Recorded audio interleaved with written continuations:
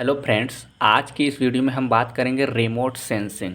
ठीक है, यहाँ पर लिखा गया है रिमोट सेंसिंग क्या होता है। ठीक है, अर्थात रिमोट सेंसिंग का एक सिंपल वे में यदि हम डिफिनेशन से बात करें तो रिमोट सेंसिंग एक प्रकार का ऐसा इंस्ट्रूमेंट होता है जो किसी भी ऑब्जेक्ट को बिना ही टच किए हुए उस ऑब्जेक्ट के संपूर्ण इन्फॉर्मेशन को ज्ञात कर सके, उसे ही बोला जाता है रिमोट सेंसिंग। ठीक है, तो यानी कि इंग्लिश में यदि हम बात करेंगे रिमोट सेंसिंग के डिफिनेशंस के बारे में, तो रिमोट सेंसिंग क्या होता है, एक प्रकार का इंस्ट्रूमेंट होता है जो किसी भी ऑब्जेक्ट के फिजिकल कंटेंट में आए हुए ही कांटेक्ट में आए हुए ही उसके संपूर्ण इन्फॉर्मेशन को ज्ञात कर सके, रिमोट सेंसिंग कहलाता है। अर्थात यह एक प्रकार का इंस्ट्रूमेंट होता है, वह किसी भी ऑब्जेक्ट को, सपोज दैट मान लीजिए आपको हम एग्जांपल के माध्यम से शो कर रहे हैं। सपोज दैट मानिए कि यह आपका एक फील्ड है। ठीक है, यह आपका फील्ड है, इसमें क्रॉप लगे हुए हैं।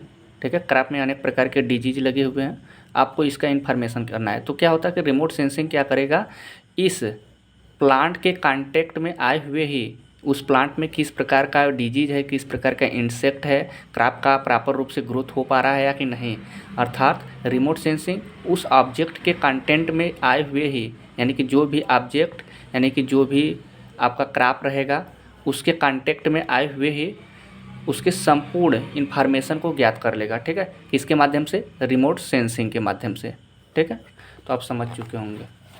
तो रिमोट सेंसिंग का डिफिनेशन है कि remote sensing is recently used in various field of agricultural science, यानी कि एग्रीकल्चरल साइंस में रिमोट सेंसिंग का बहुत ज़्यादा यूज किया जा रहा है। विच इंक्लूड सॉइल सर्वे, किसी भी सॉइल का सर्वे करने के लिए, detection of water resources, water resource को डिटेक्शन करने के लिए, क्रॉप को मैनेजमेंट करने के लिए, nutrient management and land use planning के लिए किया जाता है। तो बहुत ही सिंपल वे में यहाँ पर परिभाषा लिखा गया है कि remote sensing is recently used in various field of agricultural science which include soil survey, detection of water resources, crop management, nutrient management and land use planning। ठीक है, और इसका परिभाषा यदि लिखेंगे तो रिमोट सेंसिंग एक प्रकार का इंस्ट्रूमेंट होता है जो किसी भी ऑब्जेक्ट के टच में आए हुए ही उसके संपूर्ण इन्फॉर्मेशन को ज्ञात कर लेता है, रिमोट सेंसिंग कहलाता है। ठीक है, अब देखिए यहाँ पर लिखा गया device used for remote sensing, यानी कि रिमोट सेंसिंग में कौन कौन से डिवाइस यूज किए जाते हैं। तो यहाँ पर दो प्रकार के डिवाइस यूज किए जाते हैं, एक होता है एक्टिव सेंसिंग, एक होता है पैसिव सेंसिंग। ठीक है, एक्टिव सेंसिंग में क्या होता है, जैसे रडार का यूज किया जाता है, रेडियो वेव या इमिशंस का प्रयोग किया जाता है, यूवी रेज यानी अल्ट्रावायलेट रेंज का प्रयोग किया जाता है, विजुअल एंड नियर इंफ्रारेड का प्रयोग किया जाता है। ठीक है, पैसिव सेंसिंग में क्या किया जाता है, प्राइमरी फॉर सन, यानी कि जो भी नेचुरल लाइट होते हैं उसका यूज किया जाता है पैसिव सेंसिंग में। ठीक है, अब देखिए principle and component of remote sensing, यह बहुत ही इंपॉर्टेंट है। यहाँ से यह क्वेश्चन पूछा जाता है कि what is remote sensing and principle and component of remote sensing. तो यहाँ पर बहुत सिंपल वे में मैं फिगर के माध्यम से भी आपको समझाएंगे। ठीक है, तो यहाँ पर 7 इनके प्रिंसिपल लिखे गए हैं। सोर्स ऑफ एनर्जी, किसी भी रिमोट सेंसिंग का प्रथम सिद्धांत होता है कि वह एनर्जी के बेस पर ही कार्य करेगा, तो सोर्स ऑफ एनर्जी। ठीक है, रेडिएशन एंड एटमॉस्फेयर, एटीएम का मतलब है एटमॉस्फेयर। ठीक है, इंटरेक्शन विथ ऑब्जेक्ट।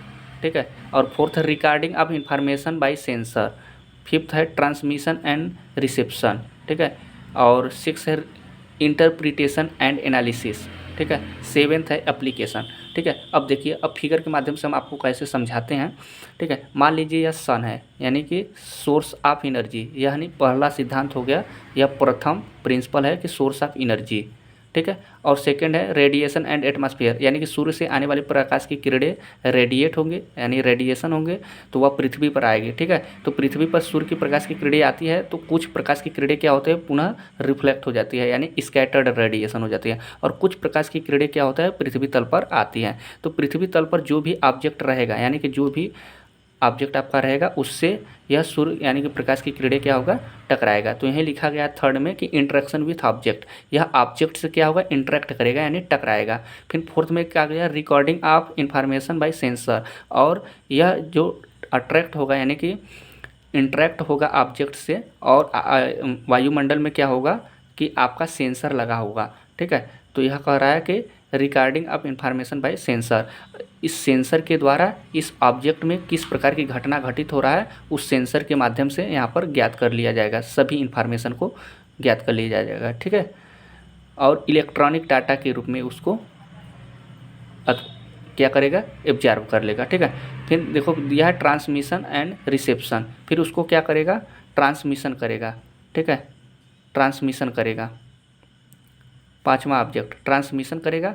और यहाँ पर आपका रिसीवर लगा होगा, सेंसर, ठीक है। तो यहाँ पर लिखा गया है इंटरेक्शन एंड एनालिसिस, यानी कि यहाँ पर क्या लगा रहेगा, इसको बोलते हैं टावर, जैसे सिग्नल पैनल, जैसे आप एंटीना का यूज करते हैं ना टेलीविज़न चलाने के लिए, तो उसी प्रकार का एंटीना लगा होता है, यानी कि जो सेंसर के माध्यम से जो भी इंफॉर्मेशन रहेगा उसको यह क्या करेगा, डिजिटल वे में चेंज कर देगा, ठीक है। तो 6 है इंटरेक्शन एंड एनालिसिस।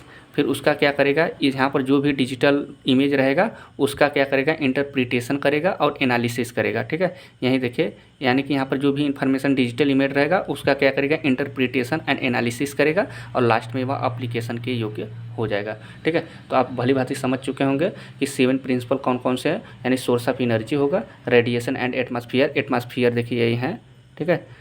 तो कुछ प्रकाश की किरणें स्कैटर्ड हो जाएंगे और कुछ प्रकाश की किरणें ऑब्जेक्ट से टकराएंगे, और ऑब्जेक्ट से टकराने के बाद वायुमंडल में सेंसर लगे होंगे, सेंसर से टकराएगा, फिर वहाँ पर एंटीना लगा होगा, वह डिजिटल इमेज में इंफॉर्मेशन को ज्ञात करेगा, फिर उसका इंटरप्रिटेशन एंड एनालिसिस करेगा, फिर एप्लीकेशन होगा, यानी यही 7 प्रिंसिपल है। तो आप आसानी से इसको समझ चुके होंगे, ठीक है।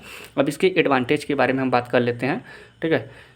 एडवांटेज क्या है कि कैन कवर लार्ज एरिया, यानी कि यह कम ही समय में बहुत सारे एरिया को कवर कर लेता है, ठीक है, रिमोट सेंसिंग के माध्यम से। प्रोवाइड डिजिटल डाटा, यानी कि वह डिजिटल डाटा के रूप में प्रोवाइड करता है, क्योंकि वह कंप्यूटर बेस होता है, ठीक है। Can work in all season, यानी कि रिमोट सेंसिंग सभी प्रकार के सीजन में कार्य कर सकता है, चाहे वह वेदर क्लाइमेट हो, चाहे रेनी क्लाइमेट हो, ठीक है। कैन बी रिपीटेटिव, ठीक है, यह दोबारा रिपीट किया जा सकता है, ठीक है। इसके कुछ डिसएडवांटेज हैं यहाँ पर जो नोट किया हूँ मैंने।